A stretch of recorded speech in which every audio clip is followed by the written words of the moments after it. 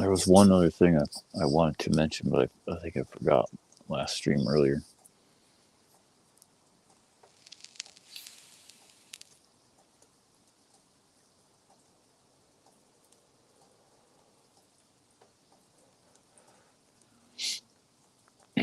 Something I looked up today and found the source of, kind of, I'm not sure if it was by accident or well, looking for something else, but it was definitely relevant. No, it was on purpose. Yeah, it took me. That's one thing about like trying to find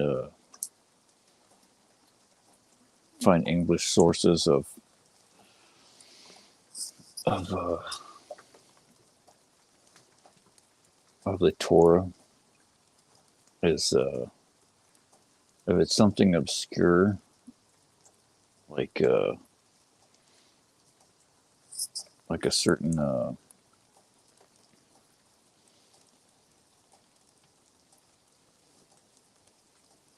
sage or rabbi's work. A lot of them aren't in English, or they aren't online. And the other thing that makes it really difficult trying to find stuff is there's a couple things. One that's really annoying is all the Christian stuff that pops up when you try to search a lot of stuff. And then the other thing is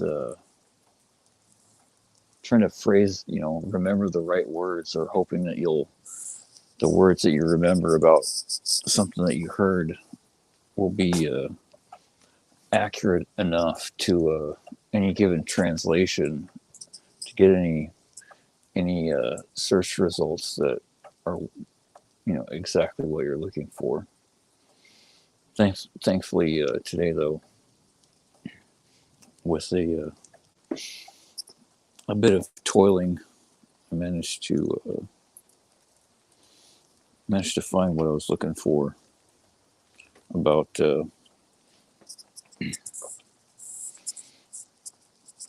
why God created poor people.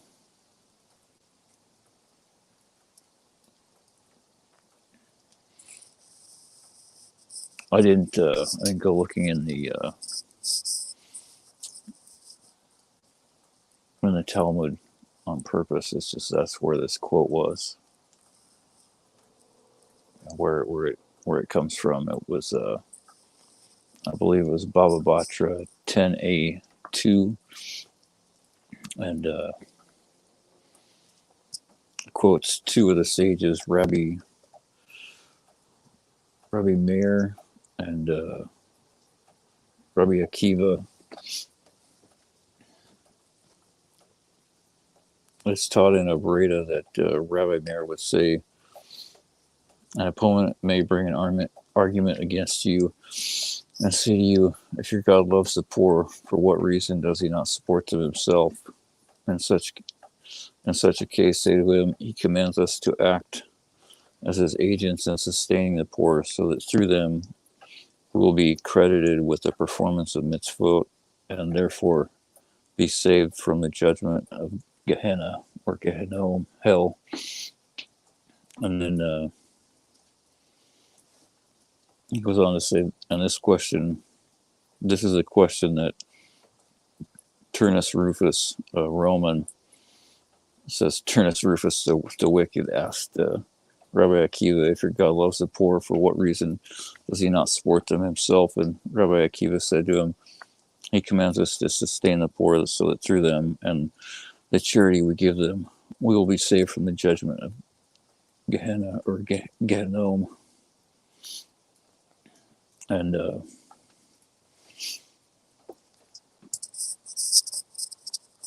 I think I mentioned it maybe once before, but since this is a really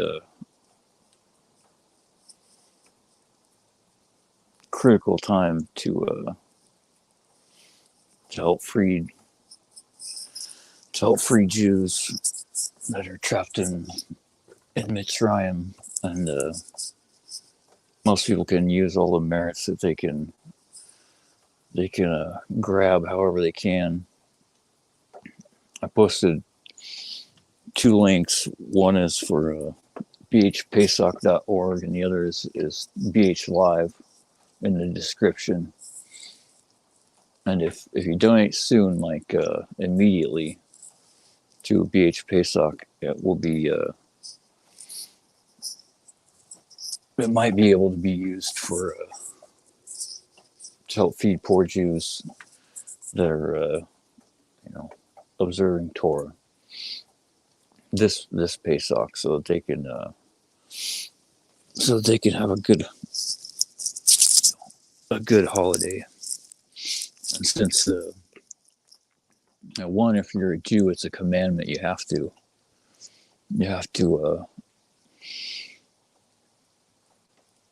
help the poor, and you have to help your fellow. But if you're a goy, you can use all the merits you can get also. And since you can't and shouldn't celebrate any holiday, this is the next best thing, other than if you have the merit to convert. But even then, you still have to give.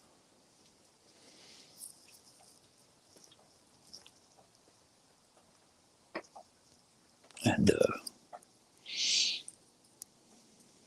if you're poor or stingy, just force yourself to give whatever you can.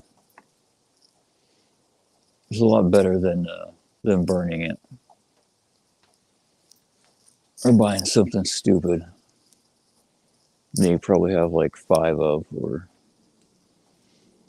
don't really need, that you definitely can't take with you. The only thing that's real, the only thing that lasts forever is a person's mitzvot, their good deeds.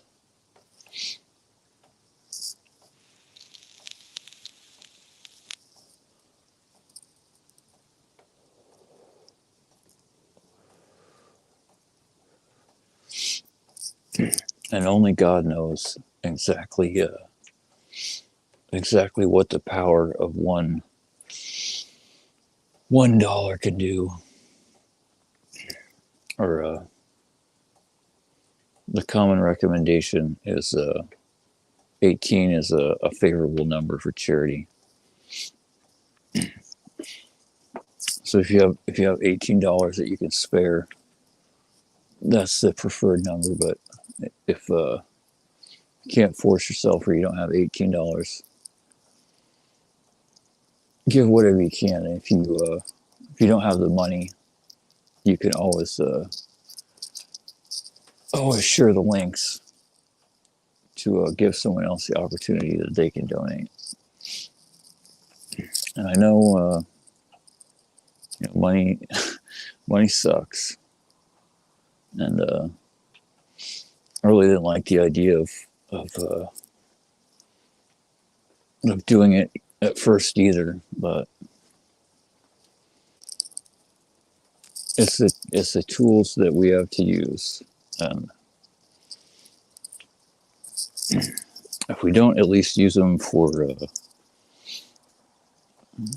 good when we have the chance, then we probably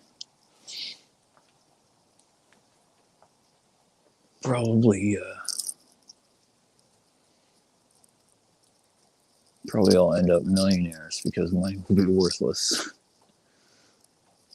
wheeling around wheelbarrow fulls for a loaf of bread.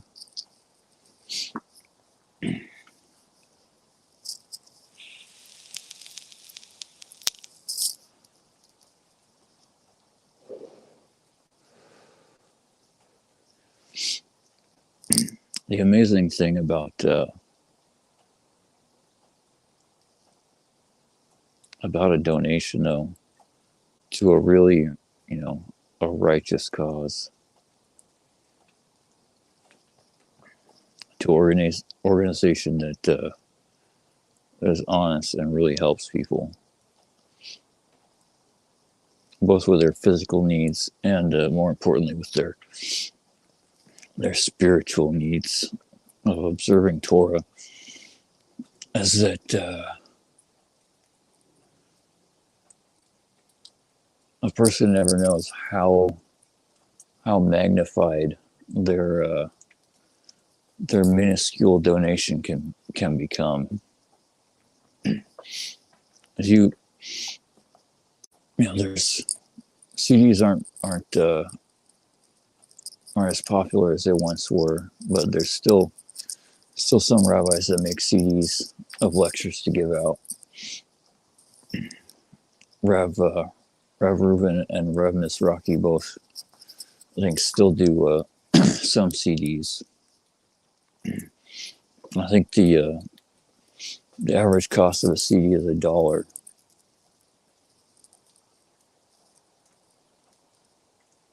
And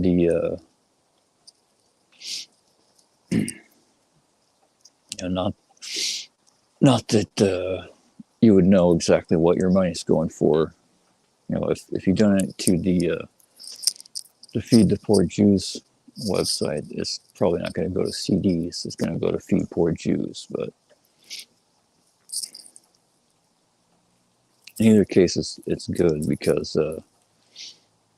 you don't know what that act might change. Whether it's a CD that makes a secular Jew start to observe Shabbat and keep Torah,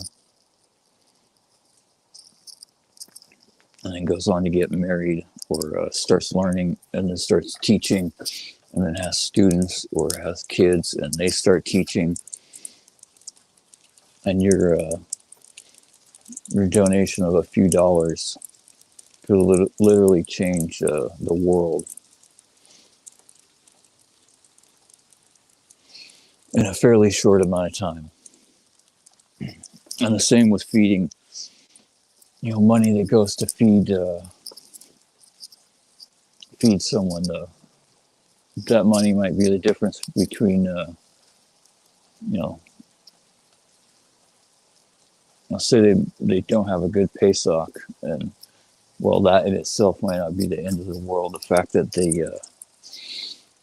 your money might go to a family that was on the verge of giving up hope.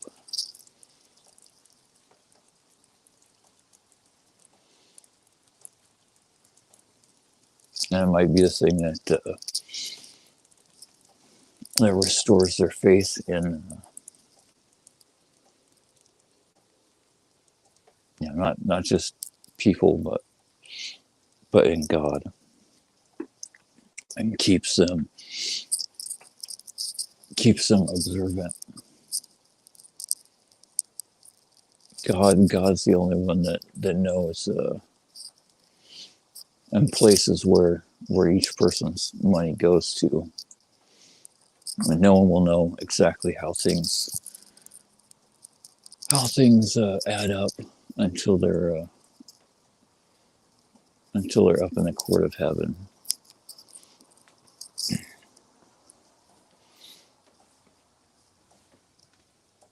But just like the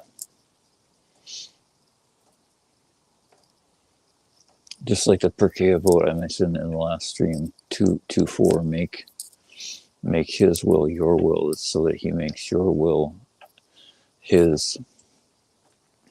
Is that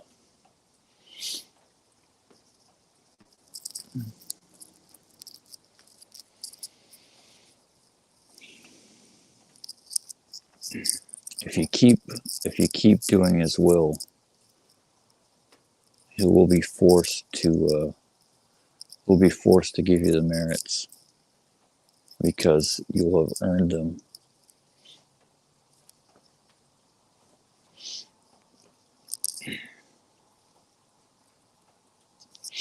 Sometimes a person has to work really hard to break the rock that is their heart.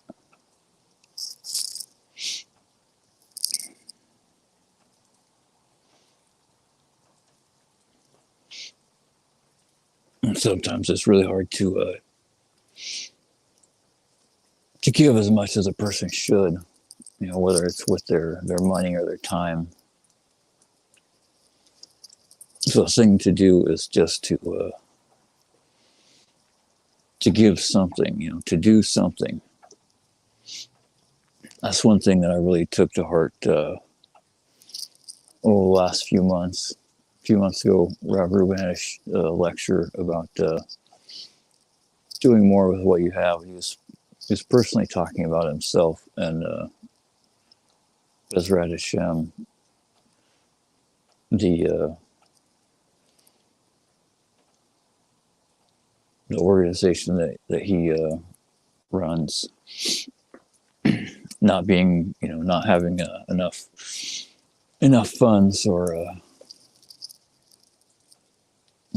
having the blessings that to be able to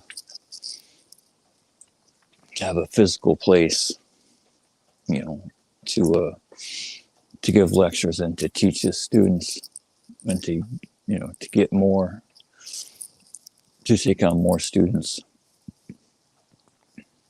And he said,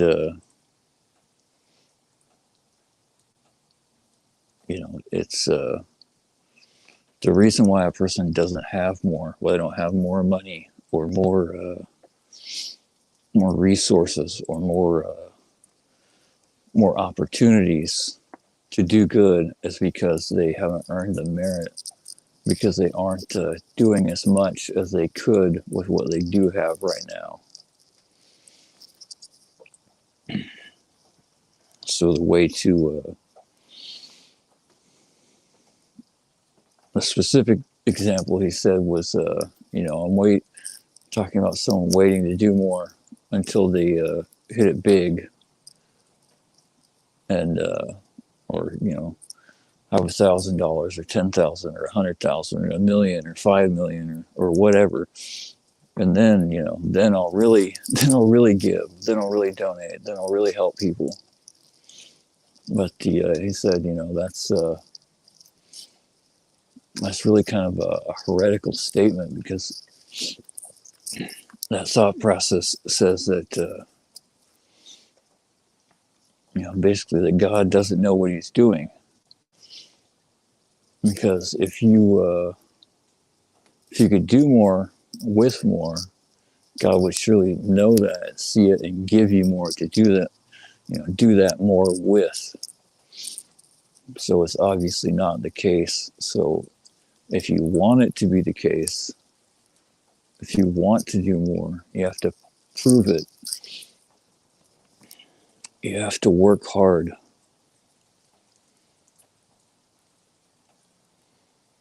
Break your midot, your flawed character traits, whatever they are, and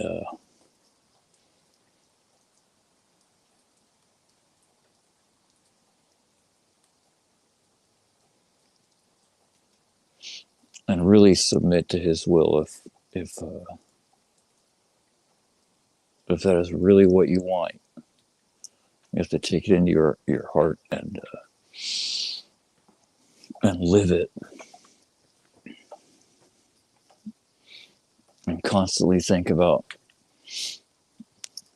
improving as far as what a person does with their time. Like every free second, like, am I just standing here or sitting here or waiting? Is there anything that I could do? Like, can I help someone?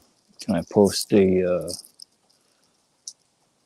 link to a lecture or a clip or a verse of Torah that might inspire someone? Or can I say a blessing on a bottle of water or a cup of coffee or Can I plan ahead? Can I learn some Torah in these few minutes that I'm not doing anything right now?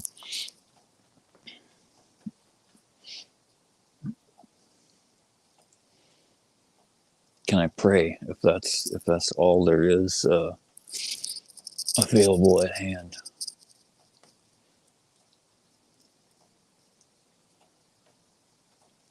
And if you're doing, relatively okay at the moment, it's really good not to pray for yourself. Pray for other people. For one, it's good because it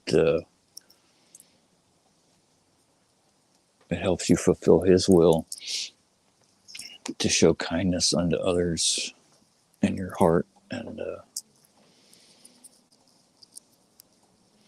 even if everything else wasn't true, which God forbid, but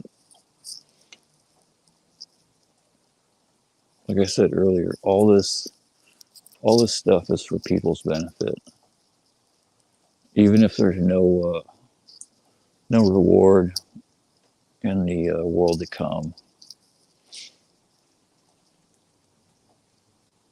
Still, it's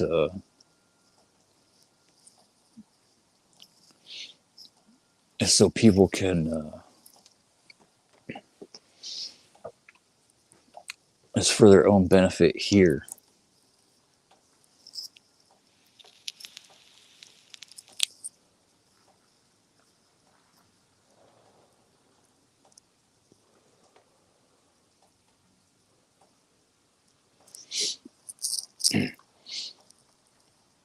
As long as a person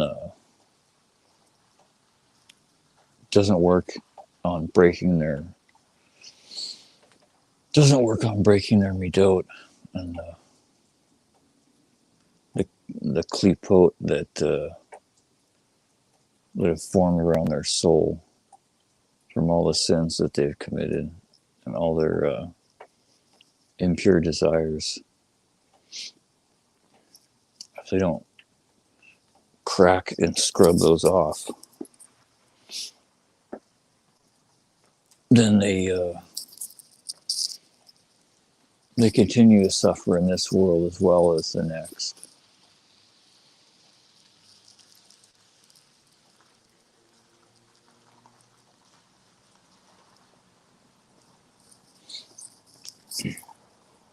Plus the unless a person's chances have ran out, the dreaded Gilgul having to go up to the court of heaven and then figure out that you didn't do everything that you were supposed to do down here, so you have to come back and do it all over again.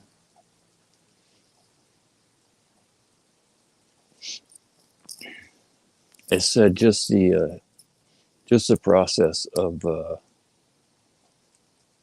soul coming down into the world to be placed in a body is an extremely painful and uncomfortable process.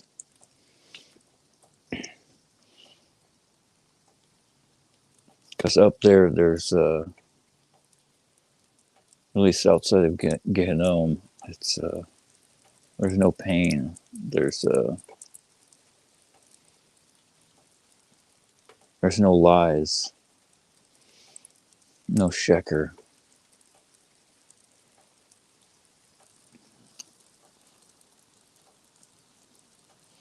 Not sure how much battery this phone has left on it, but looks like a moderate amount.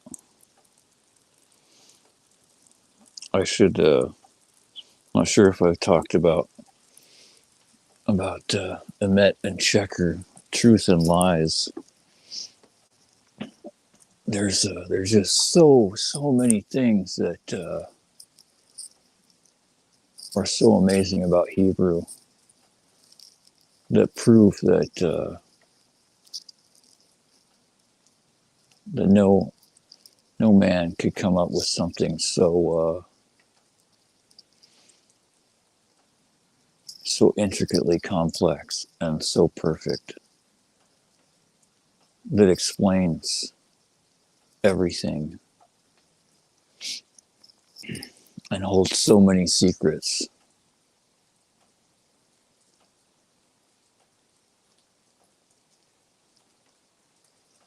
The Hebrew Aleph Bet has 22 standard characters, if I recall correctly. It begins with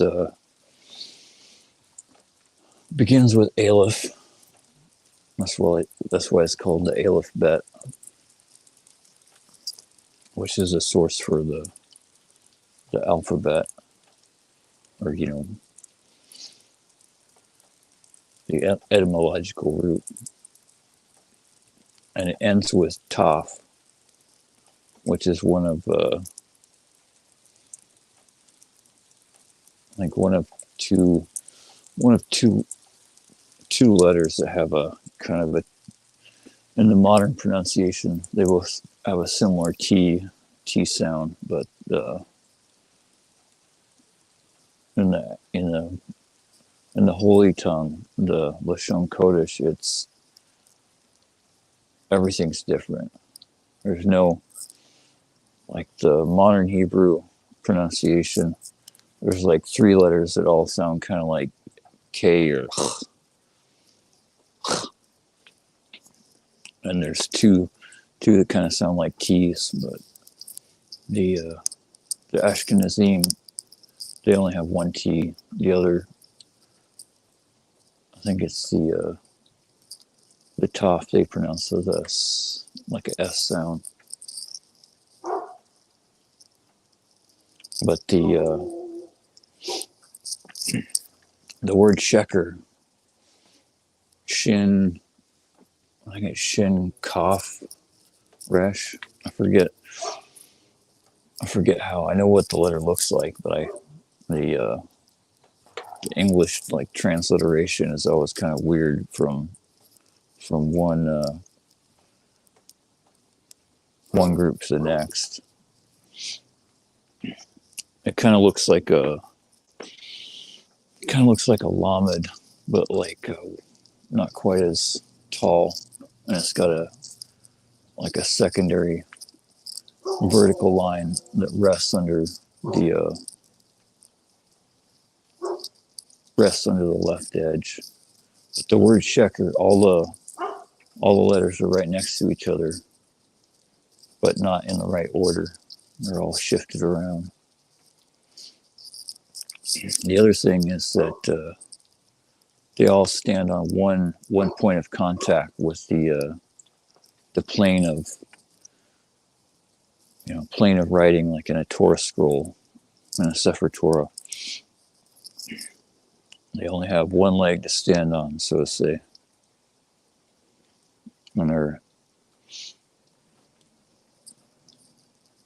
they stand on one leg. They're only found right next to each other, and they're not in the proper order. Or the word emet, truth, is Aleph Mem Taf.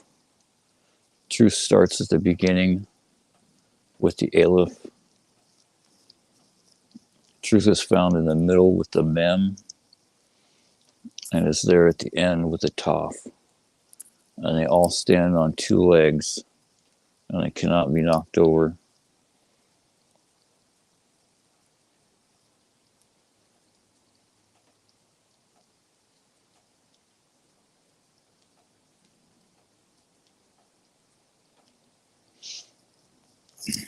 That's also why,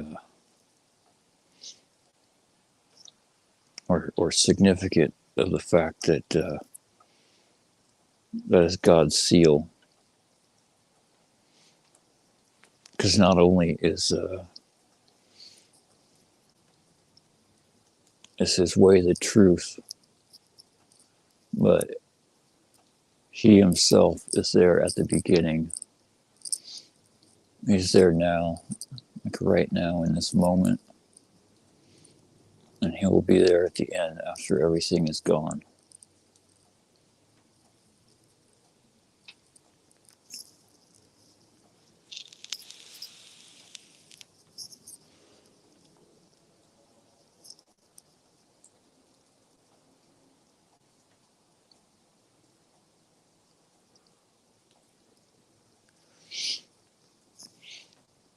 And I am nothing, not even dust and ash.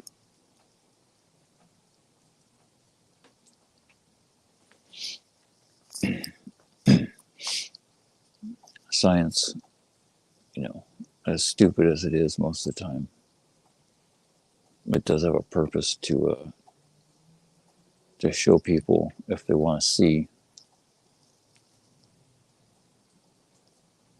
the proof that what the Torah says is real.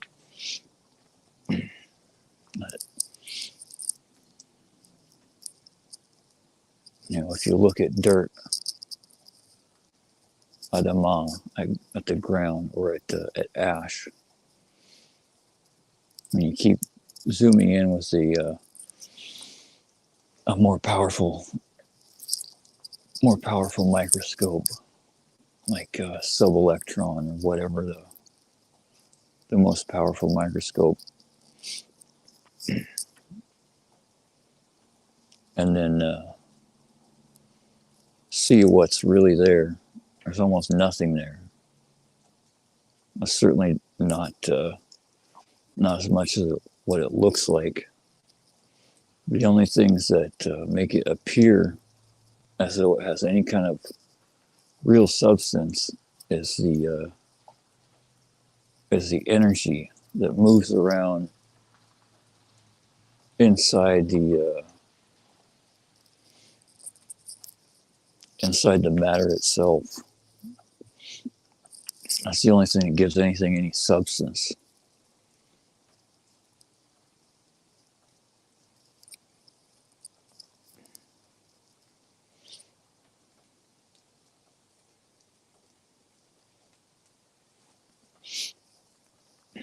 And as stupid as the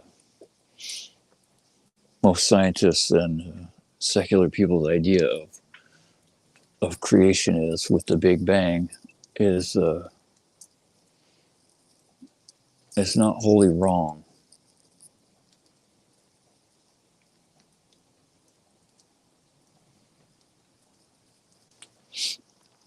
As in the beginning, in Bereshit, before there was time or space,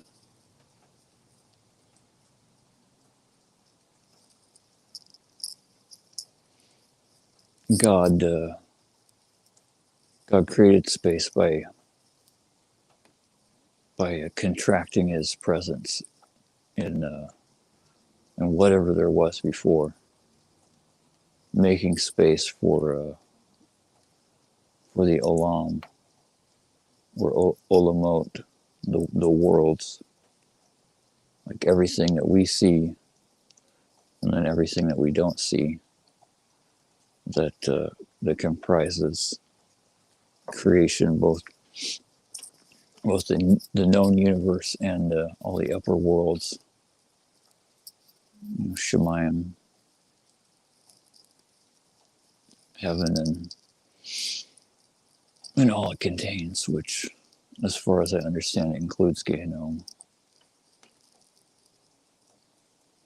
But trying to find a source for some of this stuff is not very easy.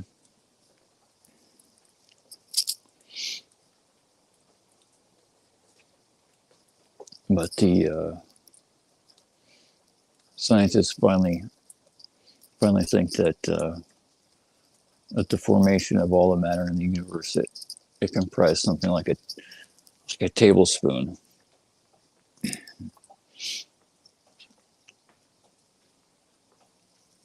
Which is what they calculated once you account for what's really there, all the bara, and all the created substance, the matter that God made before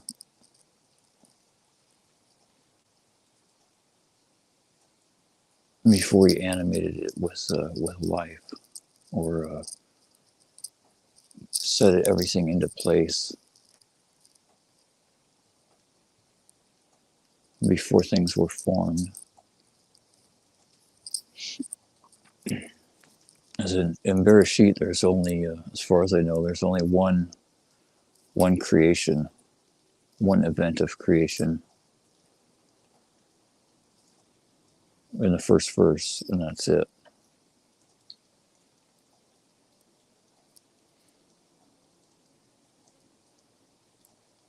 Everything else was formation.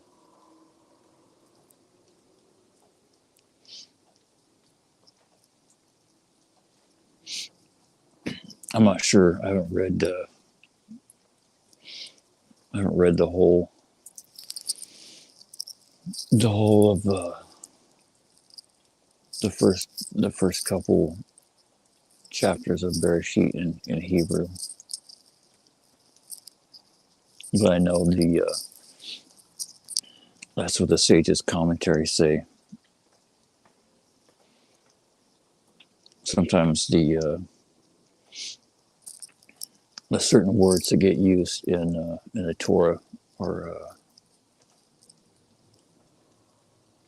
not always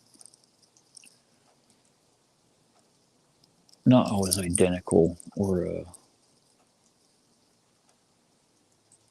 that's the other thing. Every word is so many words get mistranslated, or not explained fully.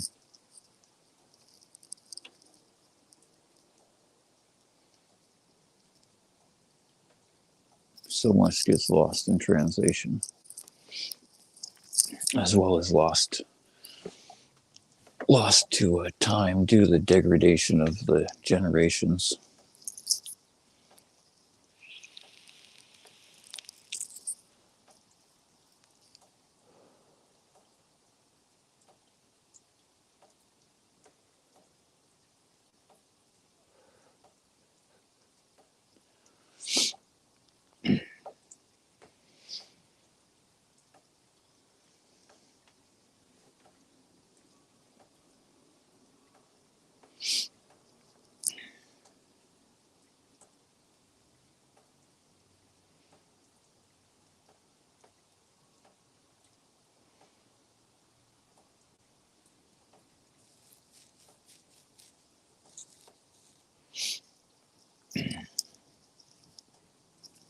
It's amazing to me how much there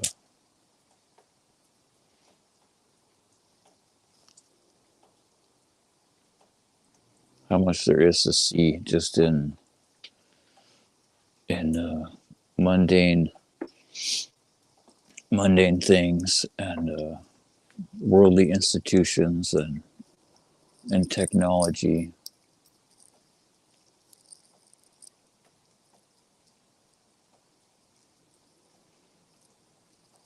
and how they show a person what's in the Torah,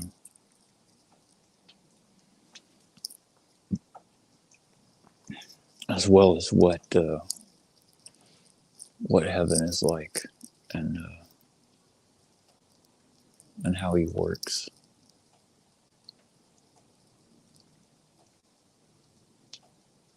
Everything from weeds in a garden to satellites and tracking systems and CCTV cameras.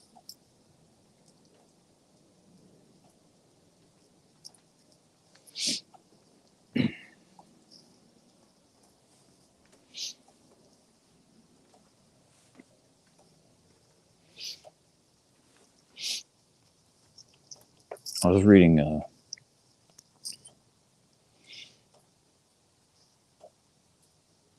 Devarim, or Devarim, 8, Deuteronomy.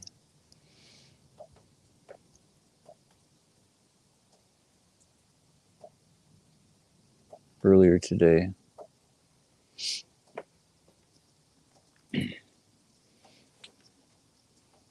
the weekly parashot for parshiot for Devarim aren't for another couple months, I think. Somewhere in the summer.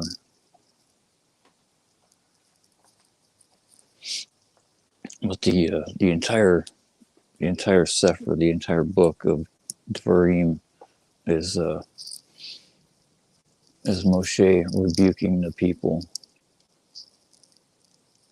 warning them about the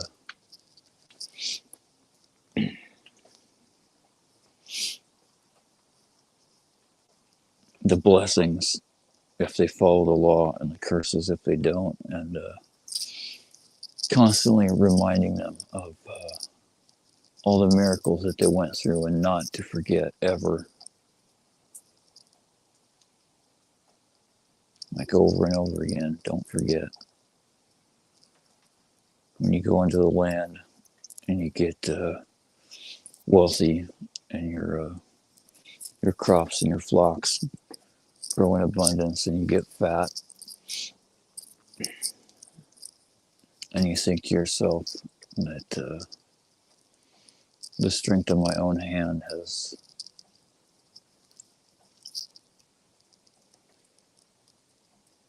made my wealth.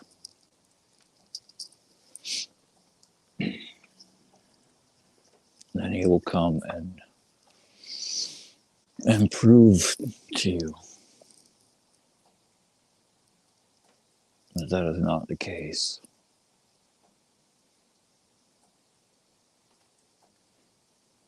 See, the way things work is,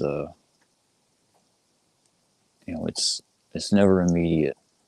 At least not the really severe, widespread curses. Usually takes generations, and so people don't see any immediate effects. So they continue to stray, and they continue to grow arrogant and fat.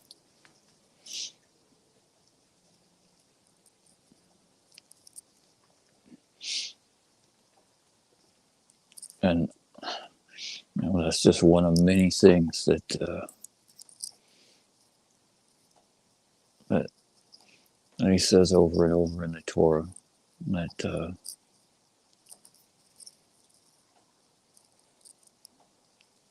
I'll visit the sins on the third and fourth generation of those that transgress my laws.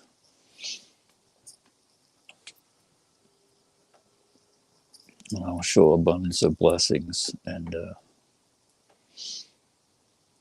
kindness and protection. I forget if it's the 100th or the 1,000th generation on those that observe my laws.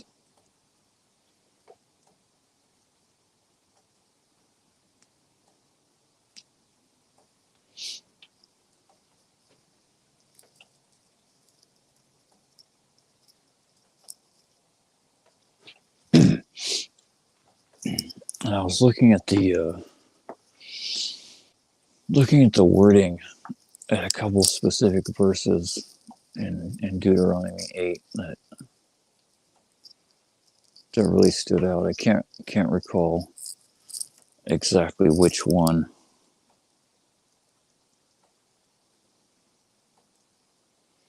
I have it saved in a screenshot.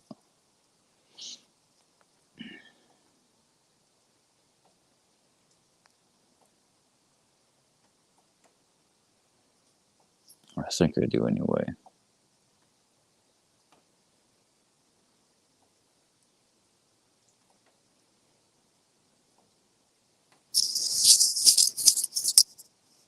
Yeah, it's sorry about that. Scratching the microphone.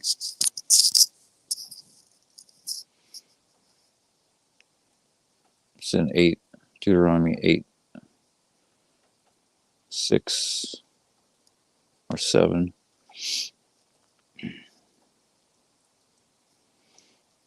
For the Lord thy God brings thee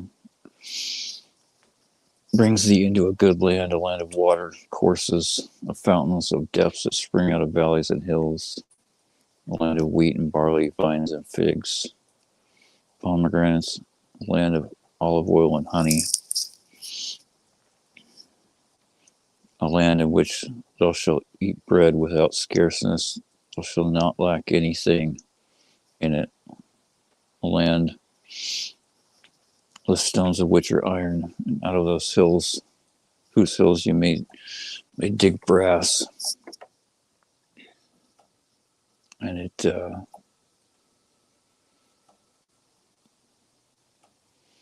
made me think that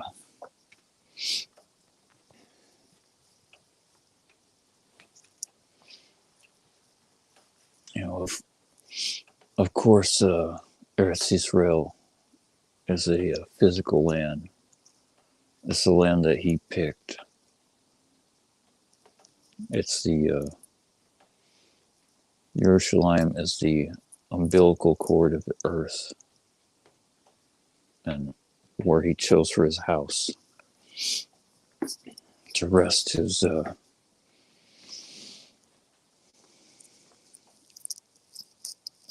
presence in the world. But the blessings, maybe not in the quantity that they occur in the land.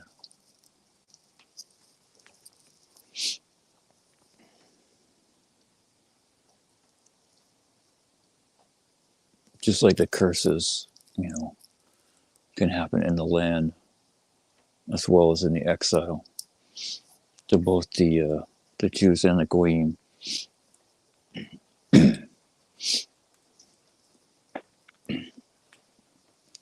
So too with the blessings.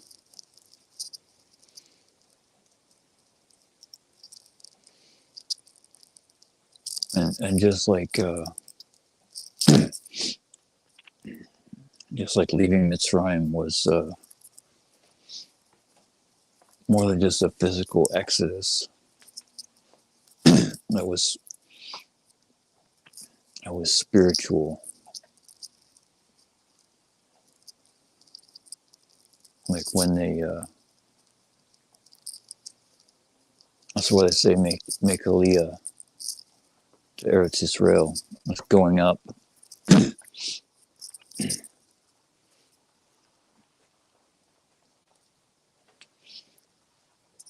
And from some of the lectures that I've heard, a common phrase for leaving Mitzrayim is not leaving, but going up from Mitzrayim. As in Egypt, they were in the 49th gate of, or 49th level of impurity. If they had stayed there one more moment, they would have never left. They would have been stuck there forever.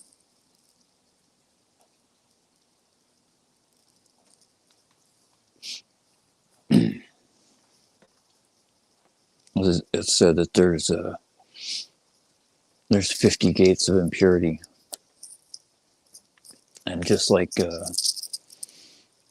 everything in the world, there's a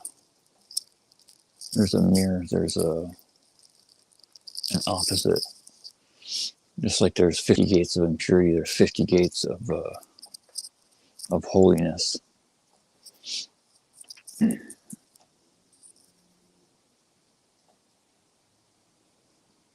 I think it's said that when a person reaches the 50th gate of holiness, they essentially make Aliyah to Shemayim. They don't die like Eliyahu Eliyahu Nabi, I think it's Elijah the prophet.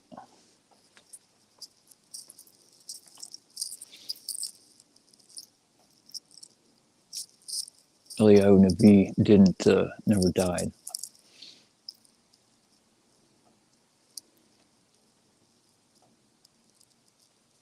He just made Aliyah.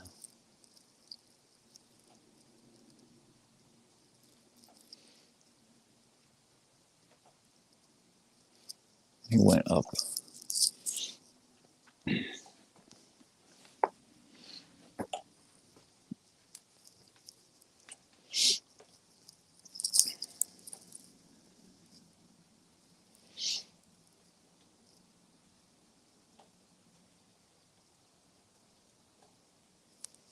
I forget what the sage's book is, but there's a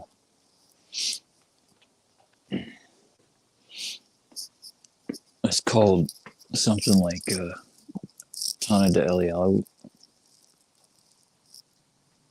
I can't remember what Tana is in English. It's basically a book about how this sage studied with Eliyahu Nabi was his what they call a kabuta, like his study partner in Torah.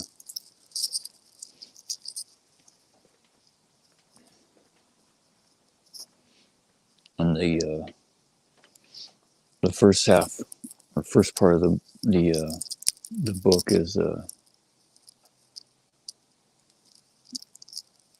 like kind of nice, and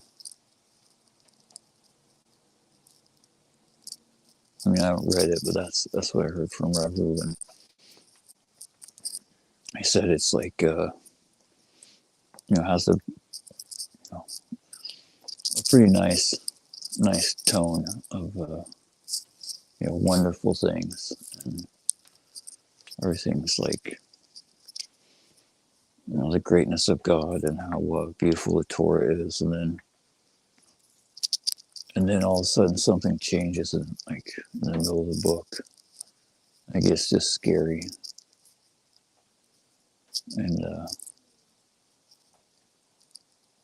Gehinnom and Kafakela, and scare you to death so you don't sin.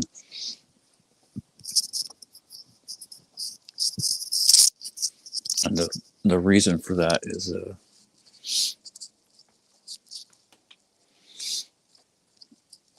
he was a dayan in a judge in a bet din, and it wasn't a bribe, but he took a gift of like some piece, like a fruit basket, or something that wasn't very monetarily special, and it wasn't considered a sin, and not there's certain rulings for certain people on depending on who they are and their level of Torah, as well as their position in life, But the general thing was ruled that it's not for someone of his level of learning. Being a dayan wasn't a big deal if someone were to give him a gift, but Eliyahu Navi didn't like it. He thought that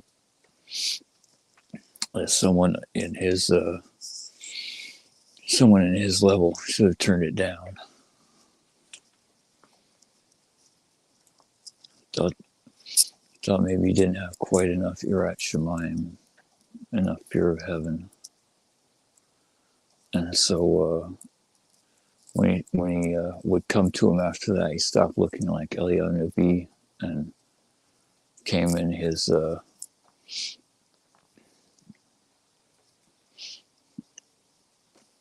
in his final form, so to say, the what he looked like as an angel without without the clothes of man, you know, the meat suit, and he was the I forget what the Rav's name was, but he was scared to death, but he kept learning. He kept learning with Eliyahu, but he built like a box in his house. He would sit in this box, and he would listen to Eliyahu Navi through this box because he was too scary to look at.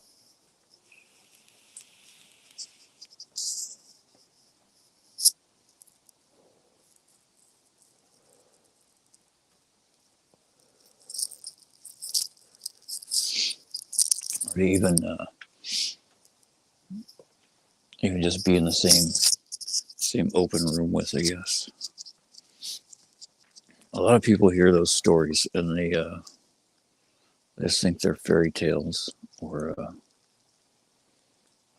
you know, stuff to scare kids or keep people observant or whatever. But the truth is that there are things that are out there that people have no concept of.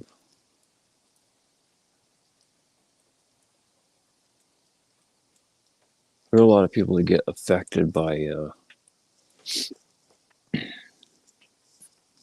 demons and angels. It's just they rarely get to see what is really what's really messing with them or tormenting them.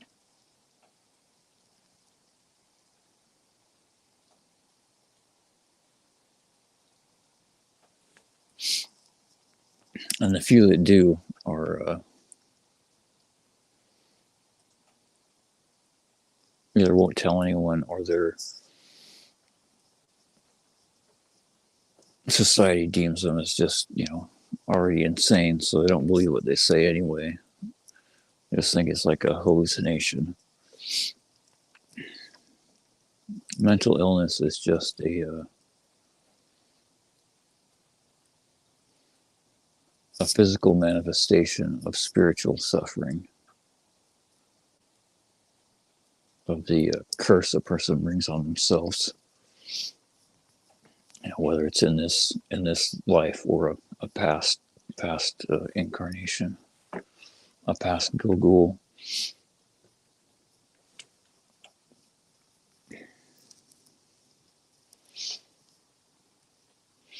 I mean, there are definitely ways that aren't extremely difficult that a person can verify that there's some really horrible, scary, terrifying things out there, out beyond what the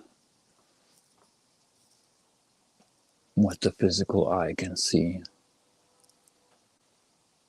The problem is, you don't want to do that.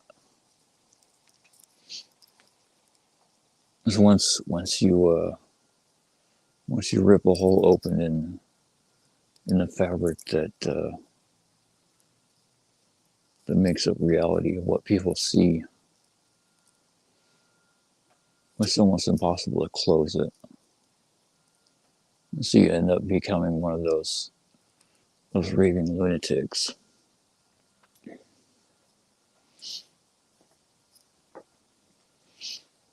Especially if a person just does it out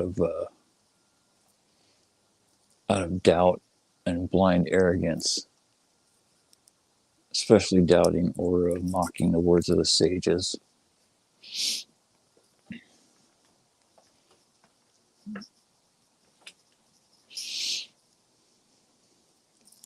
That's one really critical thing to remember about Lashon Hara. Is it's bad enough when you talk about people on your same spiritual level, whether you're wicked or however righteous. But if you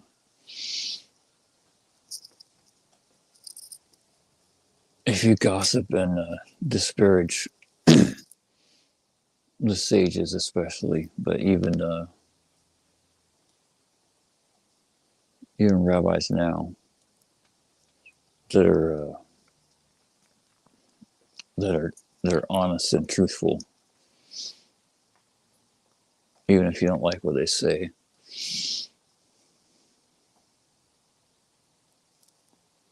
Or even if they make, a mistake here and there. No one's perfect, especially not you or me.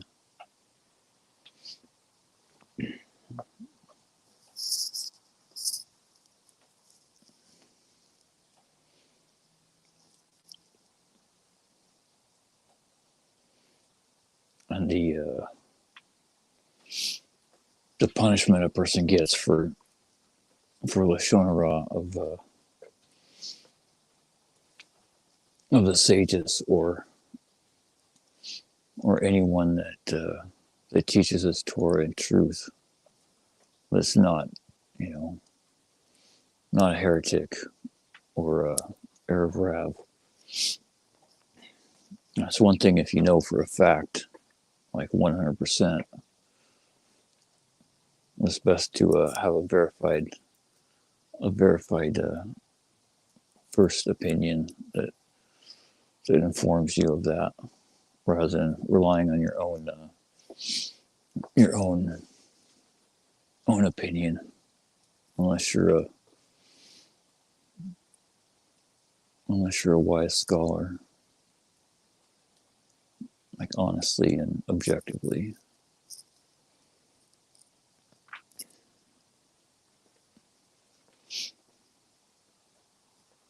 But if a person's wicked and they're telling or lies or destroying the Torah and getting the public to sin, then it's a mitzvah to tell others and warn the public. But even if that's the case, most people probably wouldn't listen to you, especially not if you're going.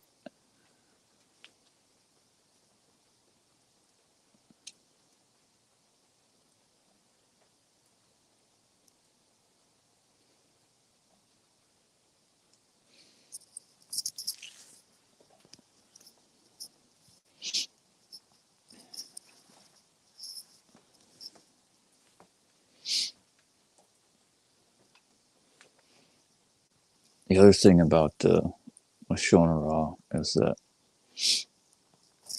a person, like in an act of Lashon Hara, it's like a stock exchange or a swap meet, without one party even knowing or realizing what occurs. Most of the time, I should say both, because most people aren't aware that this even, it's even forbidden, let alone is a thing that happens. But when a person speaks Lashon Hara about someone else, they give over all their mitzvot for their entire life, like their whole account of good deeds goes to the person that they talked about. And then the person that they talked about loses all their sins. They get a clean slate, and they all get dropped. They all get dropped into the person that spoke, into their account. So in one utterance, they lose all their merits, and they gain all another person's sins.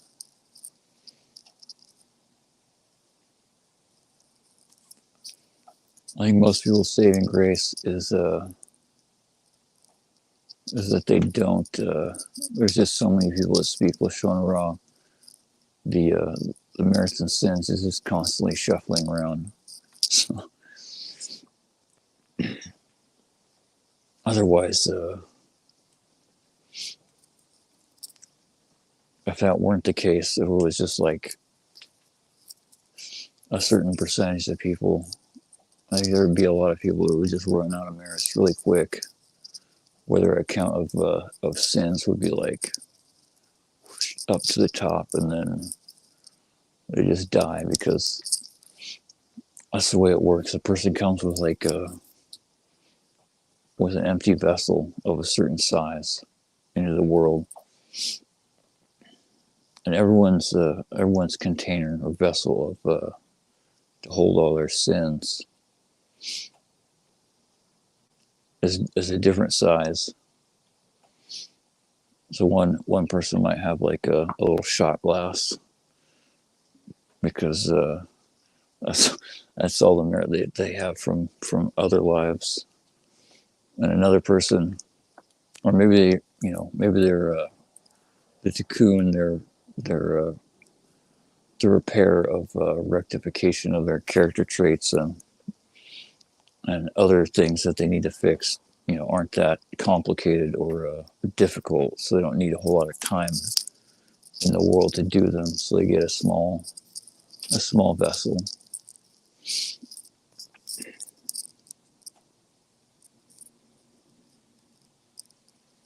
And then other people have either a lot of things to fix or have a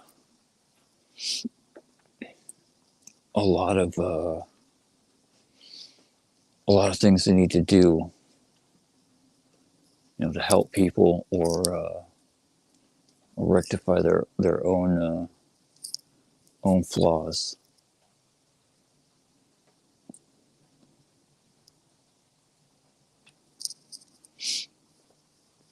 They get a larger vessel, and then no matter the size, there's a certain point where it fills up, and then it can hold no more. So right at that moment, the person dies.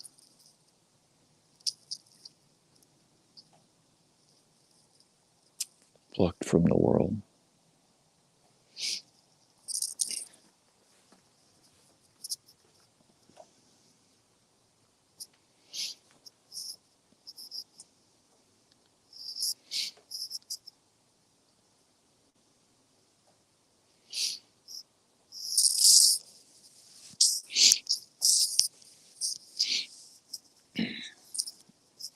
When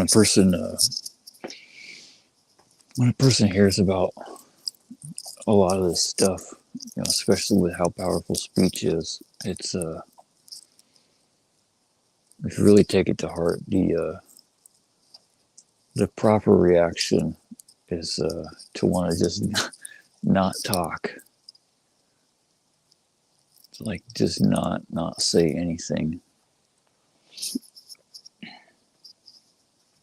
especially if you see like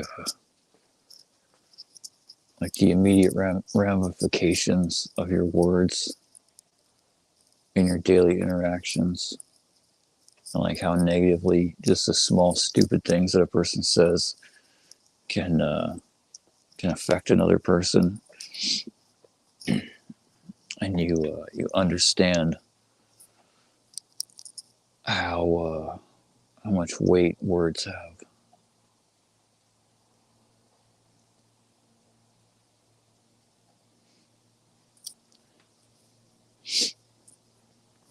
Fasting of speech is called Tanit Dibur.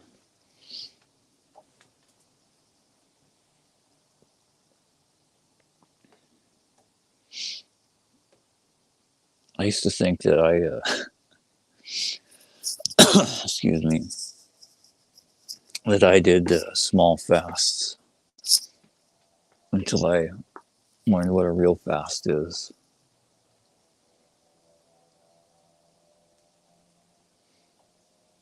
Like on Yom Kippur, and a few other days throughout the year. A fast is not eating or drinking anything. I started to think about that. I was like, and it's hard enough for me just to like not go a half hour or an hour without drinking anything after I wake up.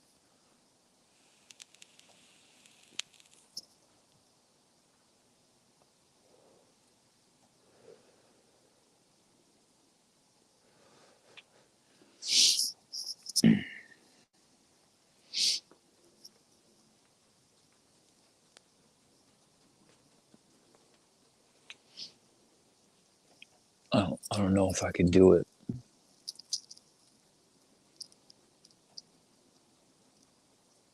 mean, I'm sure I could if I had to.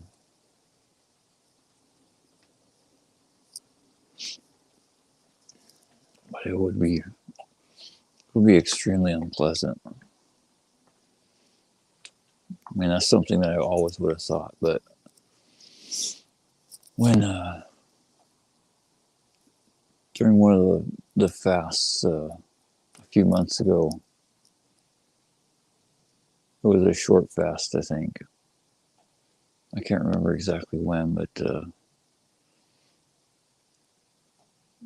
Robert Rubin mentioned that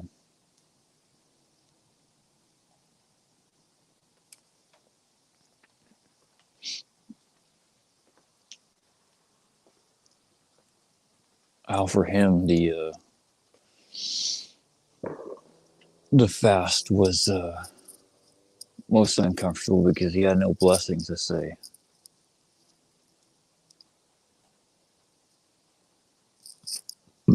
And that was around the time where I really started trying to increase the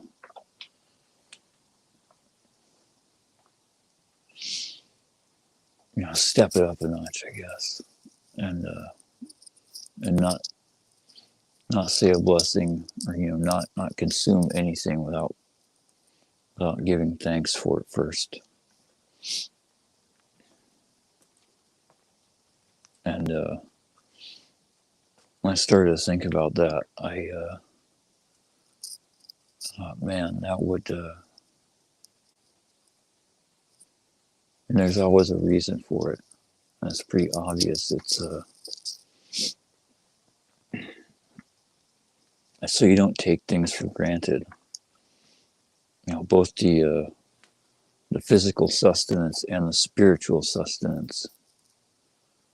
So you don't fully turn into a robot where you just mumble some words and then swallow down whatever's in front of you.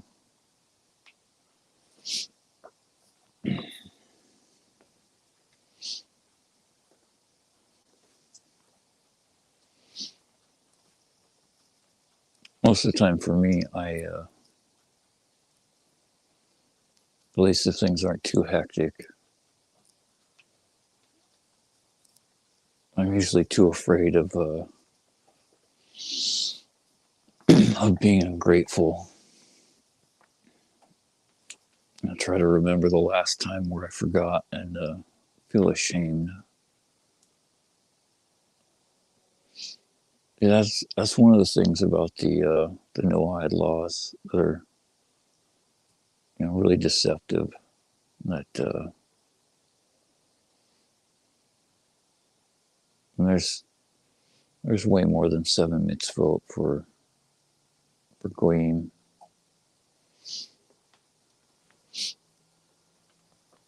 I mean, there's like 7 basic things, but they encompass so much. Like you should not steal.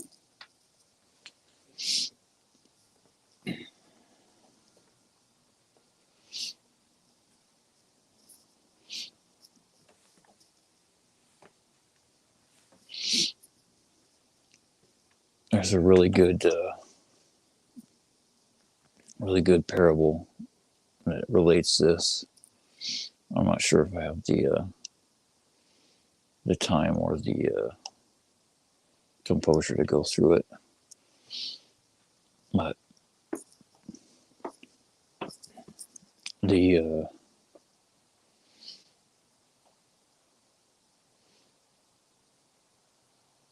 know, if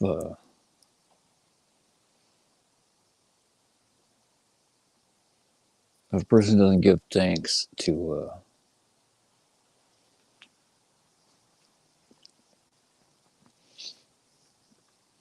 where everything that keeps them alive and let alone fat and happy.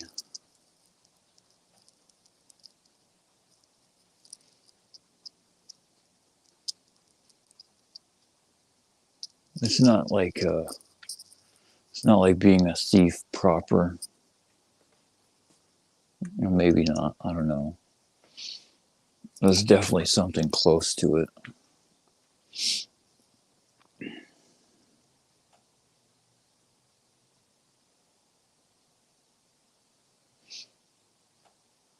It's definitely disgusting behavior.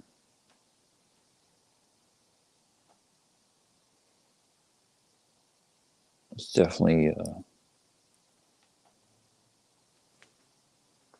ungrateful behavior.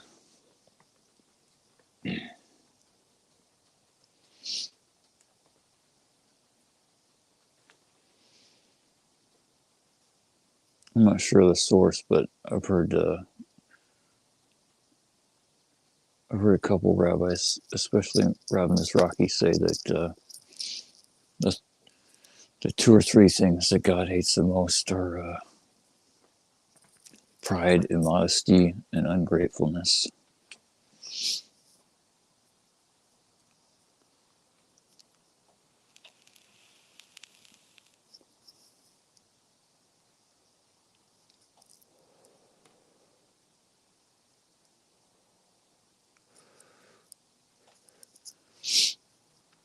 Like I mentioned earlier, God doesn't need anything from people. All these things are for our benefit, because He wants good for us. And if we don't realize these things and we don't do them, then we can't have good. It's the way creation was made. It's just like gravity and laws of attraction and nuclear forces, or whatever. I'm not a big intellectual science dude.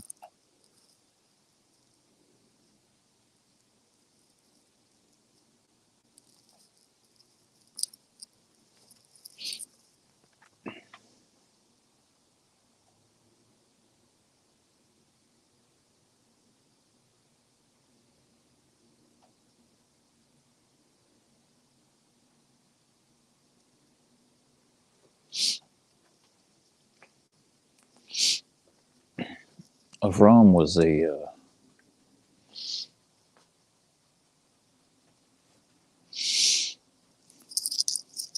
definitely a rare, special, and blessed person. But it wasn't just because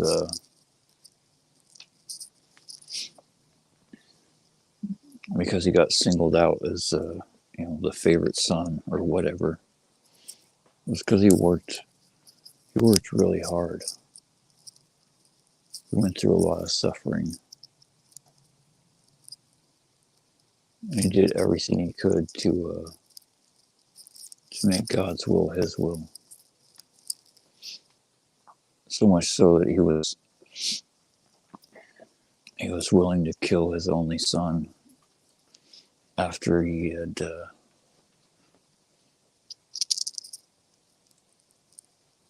spent like 90 years. He was 90 years old.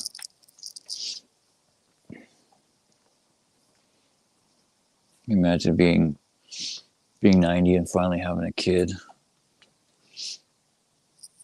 and then God asks you to sacrifice him as a korban.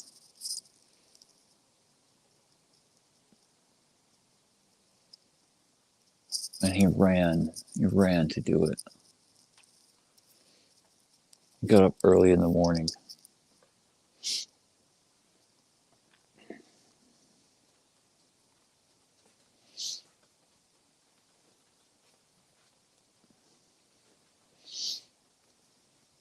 And then when God said, it was only a test, don't do it. There's a goat over there. You can sacrifice the goat. And it was like, no, please let me fulfill the mitzvot.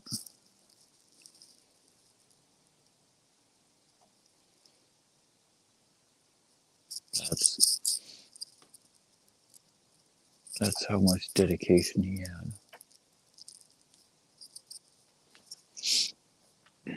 But before he got to that point, he saw the truth naturally on his own.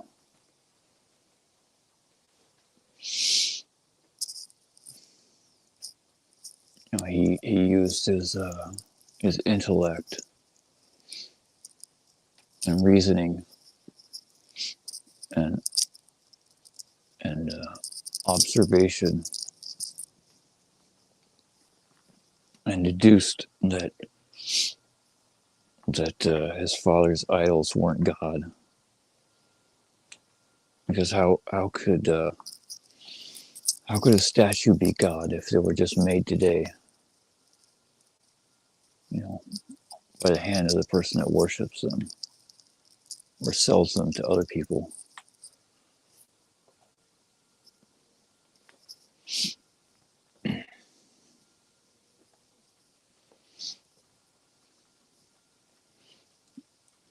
I'm not sure if it's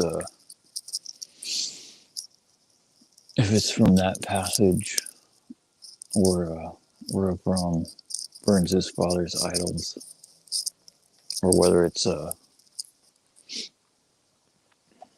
later passage where I can't remember which of the matriarchs it is.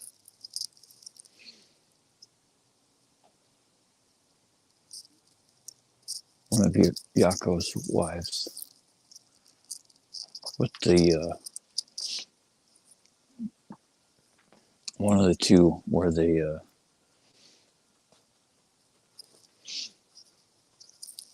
mock the idols. That's where the mitzvot of mocking idol worship comes from.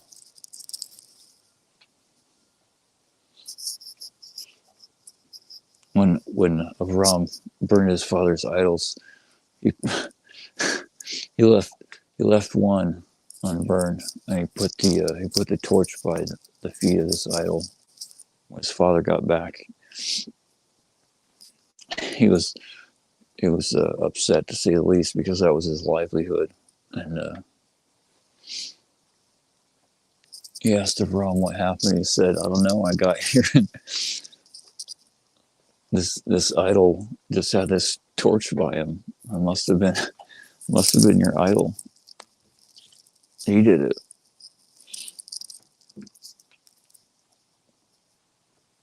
And then his father starts saying, like,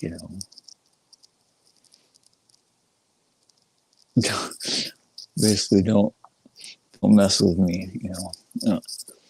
It's just a piece of wood. They can't do that.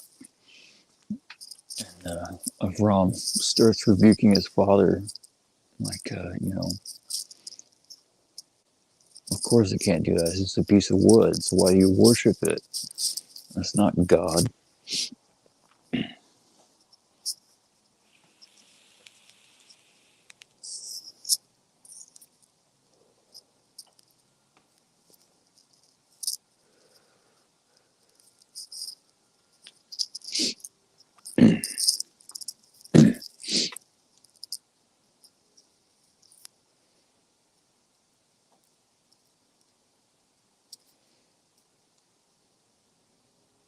I think that that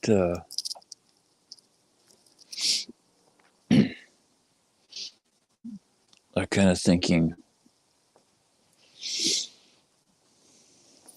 is like what the ideal state for every person should be. To be able to see the truth on their own by using their, at least the basics, like that God's not a piece of wood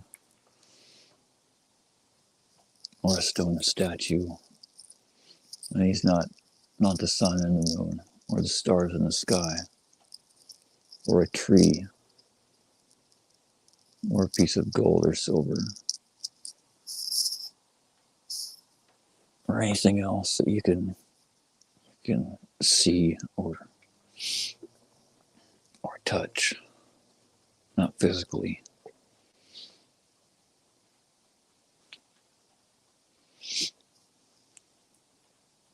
There's so many passages in the Torah and the Tanakh that describe the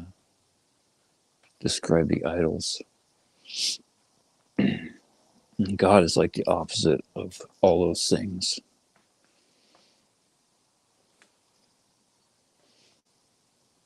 God has no eyes, but sees everything.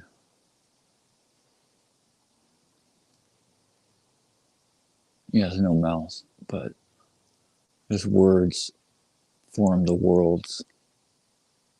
He has no hands, but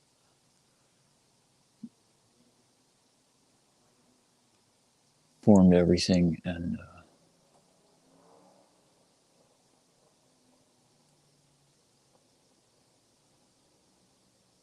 moves armies near and far. And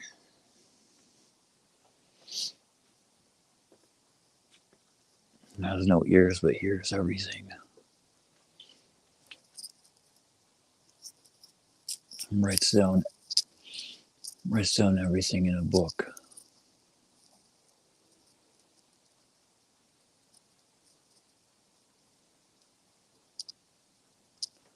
Millions and millions and millions and billions upon billions of books, one for each and every person in the world.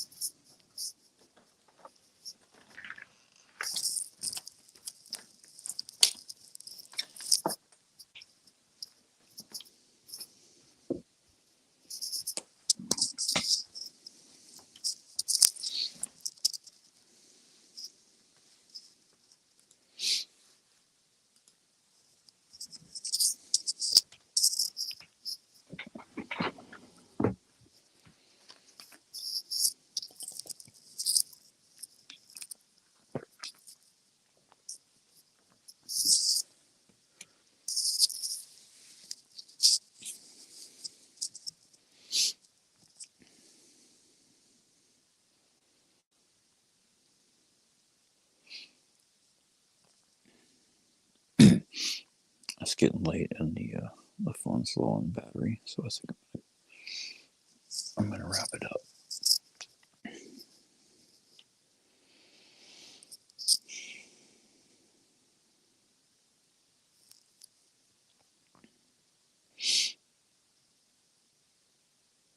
If you're checking in late or you're still here and you want to buy your own freedom, or you want to buy some merits, or do something better with your money than buying plastic or another steak or a six-pack, follow the link in the description.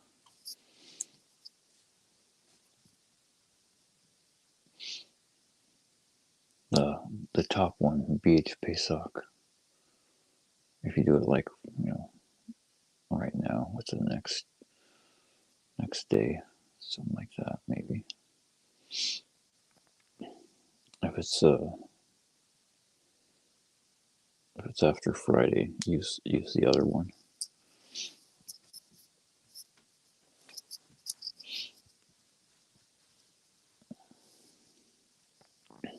Everyone needs all the help that they can get.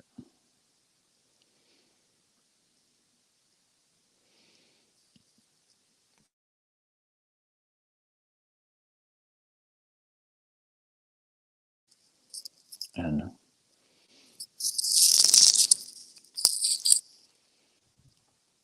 as unlikely as it sounds, that's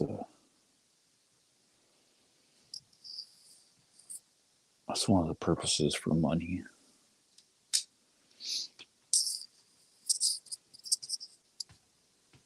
And for poor people.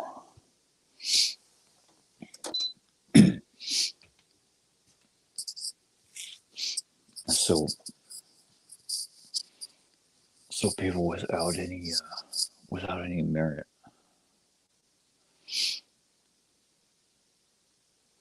can at least get a jump start to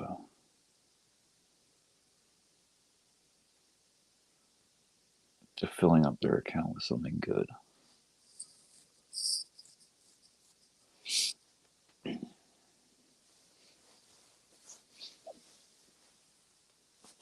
As if not that too many rich people are going to end up in Shemayim and with a positive account,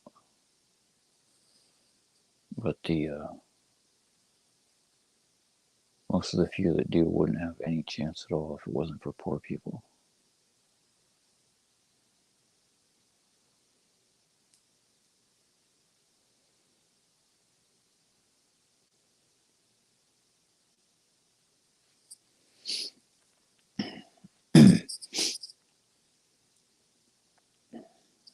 May He bless us all with the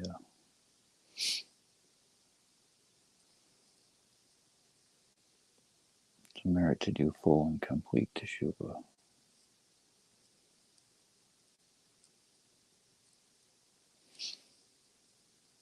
to find and fulfill our purpose, and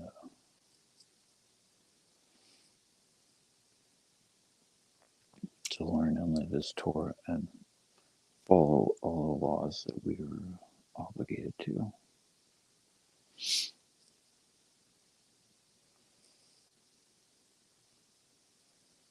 And to make His will our own, with a great deal of His help.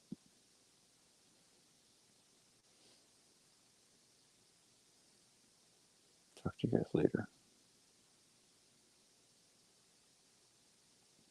If I can manage to close this out. Maybe not, I don't know. Okay. Bye, guys.